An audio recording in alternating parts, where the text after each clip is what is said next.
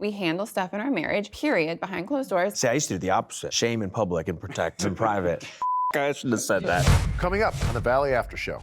My husband that we have, I can't even act like their husband's drunk for one night. Our marriage is different, but she's seeing things through her lens of her marriage. The first summer, Jax just threw under the bus over and over about her drinking. I was homeless with my mom when I was a kid. Like, we were living in a shelter. I was homeless, so now you can't get mad at me. Because who gave you that idea? Do you think coming into that night, she knew she was gonna tell you guys that story? Yeah.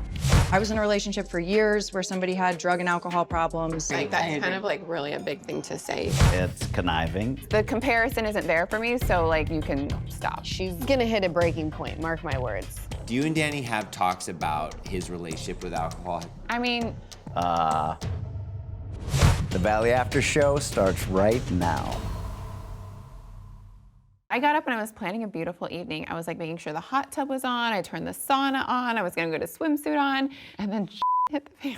Excuse my language. I'm going through so much. My husband that we have, and like my own friends like had to like I can't even act like their husband's drunk for one night. So you have to attack me because you're going through something. I think it's so easy to see now in hindsight what lens Brittany was speaking through. When Brittany's sick and not drinking, like she used to just get sick from stress. Yeah.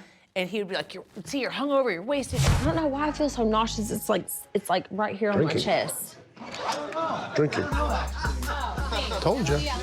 Just threw under the bus over and over and over and over about her drinking. How much was she drinking on the boat? 0. Sick, it sounds like. Oh. Jax, I can hear you. Everybody here has my back, and you're my husband, and you're trying to make me look like I'm a bad person.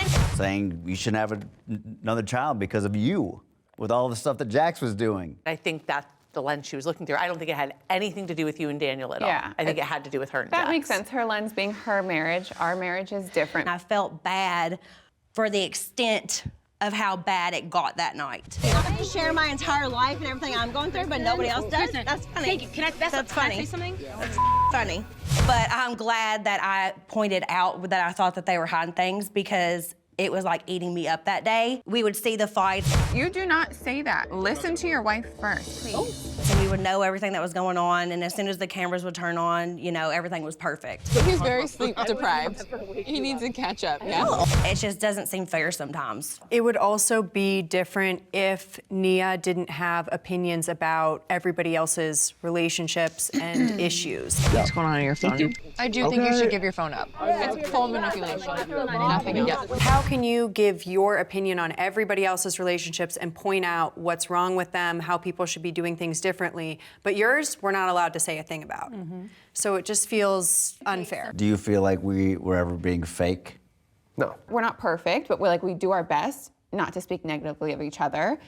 Like, if we have an issue, we'll talk about it, but we don't be like, oh, let me tell Kristen all this like crap about Daniel. We actually love and respect each other and don't throw each other under the bus. Do you want me to not be there for my husband? Right. Do you want him to not be there for me? Do you want him to talk trash about me when I got mad about something that happened with the kids and he didn't get up and I wanted him to, which I'm literally making this up because he always gets up with the kids, but do you want me to go and rant about that, you know, and try to make him look like a bad guy when he's not a bad guy? Everybody has moments. It's the constant covering up, which I think I was guilty for the exact same thing. I think at Katie and Tom's wedding, Shay was upstairs, passed out, and I tried to make some excuse, oh, he was up editing videos all night or whatever. Like, I did the exact same thing. So I get it, but you really just want to protect your spouse and you don't want them to get any hate, but by trying to protect them, you're just opening up more hate from people. I think it's absolutely ridiculous.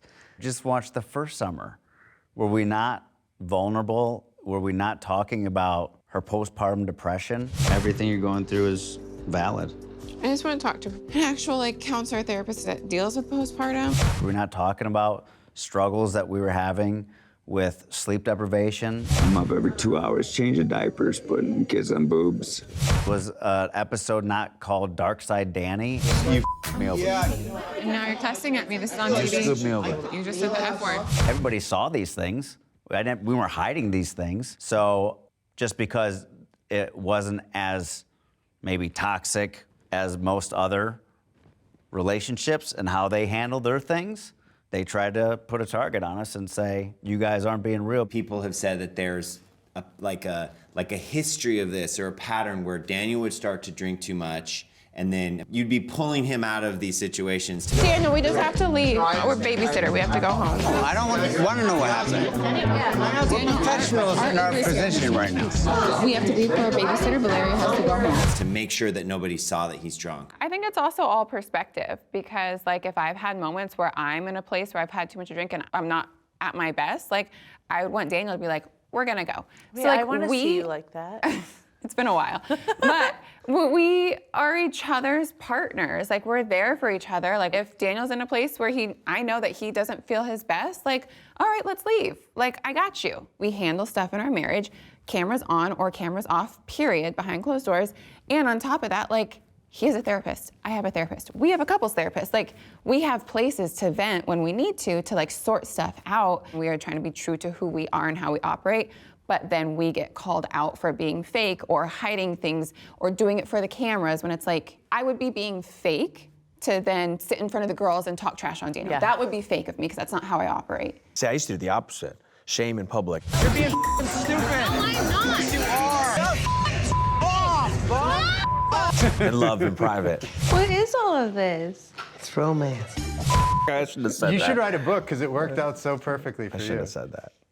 I've dated someone in the past that struggled with drugs and alcohol. And she's like, don't try to compare my situation to your situation. Yeah. Oh. I was in a relationship for years where somebody had drug and alcohol problems.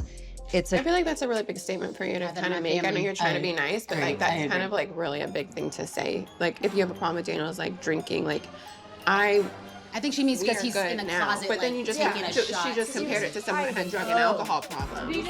I'm being vulnerable right now and sharing something that I don't talk about, and you're kind of on it by being like, that's yours, don't compare your life with my life. It just felt like inappropriate the way that it went and how she brought it up. It's like you're relating Daniel to your ex that's an addict. Like the comparison isn't there for me, so like you can stop. I think it's absolutely ridiculous to try to compare me to her ex, who apparently was an absolute wreck and had addictions and alcohol and drug abuse and all these types of things.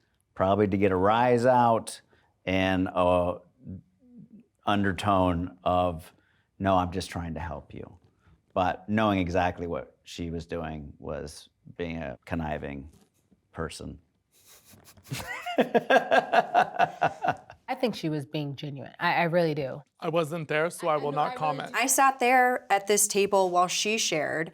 I felt every second of it. I listened to every word she said, and it made me feel like total shit. Like enough that I'm like, oh, I'm never sharing anything deep with you guys again. That wasn't coming from a place of friendship or kindness. And if you really cared, things would be said differently or approached differently.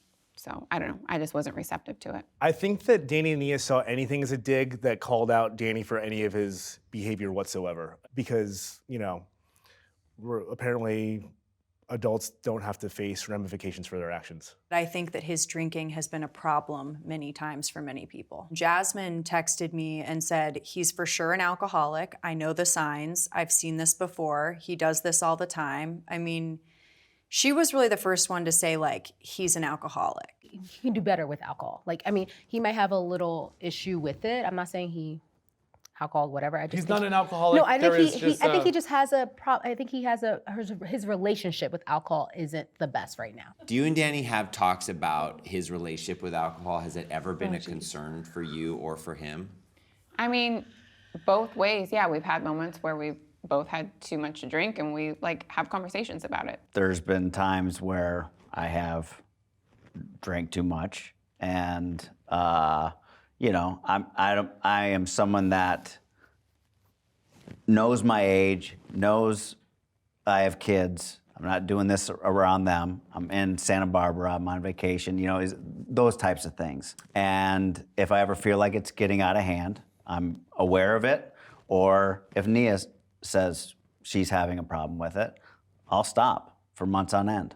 And then, you know, either start drinking here and there again socially, or having a nightcap, or whatever it might be.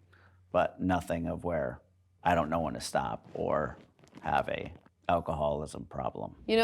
Obviously, being alcoholic, that's a self-diagnosed, disease. So like no one can tell her or him if he's an alcoholic, but we literally learn that if someone is closet drinking, it's considered a problem, and he was quite literally closet drinking. I think it's worth looking in the mirror and thinking about how your relationship with alcohol when, your wife's best friend is calling her, talking about something that happened while you were under the influence that you probably don't even remember. So whatever it may be, you gotta work it out, whether it's in therapy, just between the two of you.